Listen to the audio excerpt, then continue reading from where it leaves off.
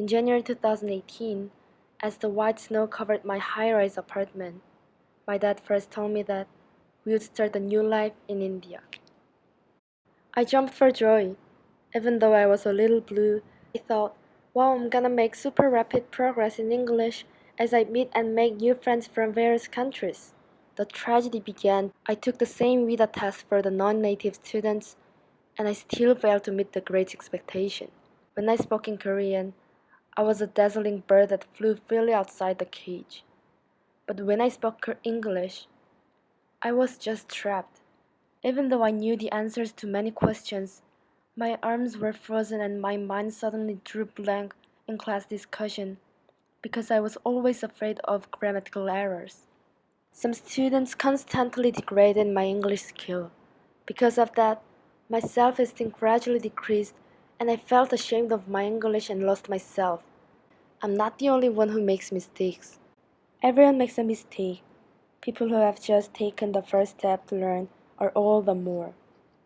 Hence, it is natural for me to make mistakes when I speak English and try to reduce them.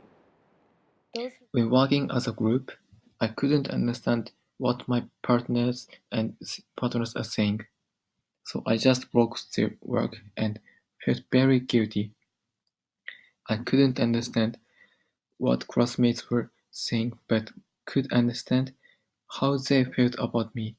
Because of lack of skills and confidence, sometimes I forgot homework because of language and did not know how to submit homework to our school.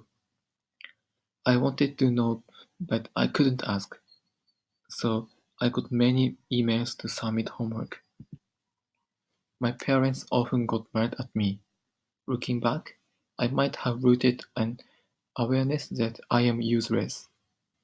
I almost gave up trying to speak English. When I moved to ninth grade and made new friends, they talked to me a lot because they didn't know what kind of person I am. Let's start from the actual beginning. I've always been a good student, but one of my major problems was that I was quiet, always keeping my thoughts to myself. Some teacher maybe have never heard me. However, for the French school, it was okay. So going to this happy, shiny world that was the American school felt awkward. It was like passing from a night world where everyone were staying by themselves in France to this pinky where everybody seemed happy and friendly. For me, it took a lot of time to accept myself to this new community. To enter an American school, to discover and create new friendships. I was afraid of this important big change in my life, afraid of the language, this new system, the people I was going to meet. But I did it in the hope of a better life in Chennai. The first 6 months were very hard. I was lost. I felt lonely. My sadness became fear. The fear of talking, of not being understood, the fear of failing. In December, this fear exploded. I locked myself in my fear like in a cage, and I was looking, waiting for this peace, hiding my emotions and my sensibility, but the sadness was still there. One day, I met someone special who had the key to open this cage.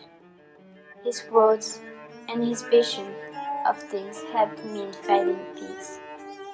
So I learned basic of English, but nothing I learned there prepared me for living in India and entering school. But in my head, I know how to speak in Korean, but I didn't know how to speak in English.